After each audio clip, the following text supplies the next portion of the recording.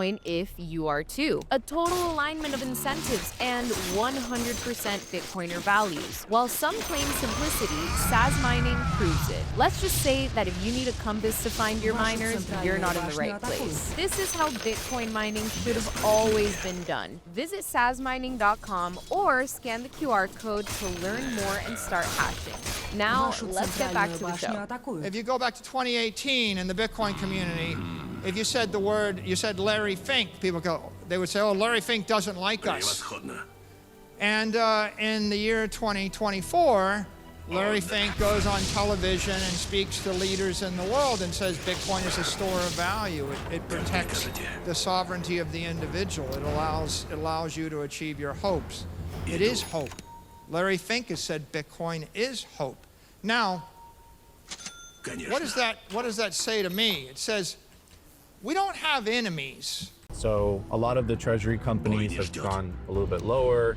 Some have gone below MNAV. Where do you see Bitcoin treasury companies in the future of finance in general? Yeah, I think the treasury company phenomena is making genuine and sustainable advantage of the capital market mechanisms. Obviously they raise for capital formation for building products, but work fine as a vehicle for running an operating company and reinvesting in the products, in the services, in develop more revenue, and in putting the cash reserves of the company into Bitcoin as a better inflation hedge for close. So I think what you're seeing is that active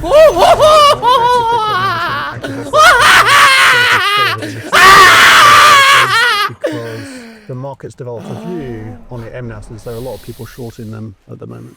Gotcha. And another question for you, because I think this is the main topic of this year, which is, and the rest, because they are not sellers.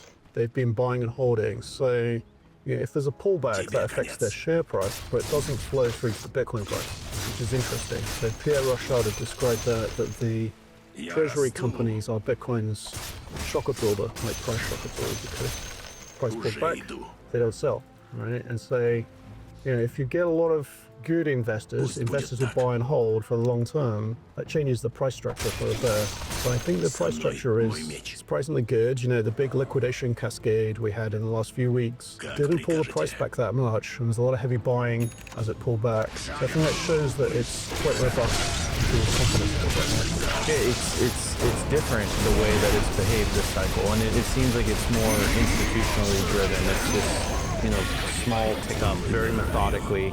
And one of the things I've noticed, Adam, is that there's very little retail involvement this cycle. Yeah, a paragraph from the Eric Hughes 1993 Cypherpunks Manifesto to ask the provocative question, are people prone to re-inure themselves?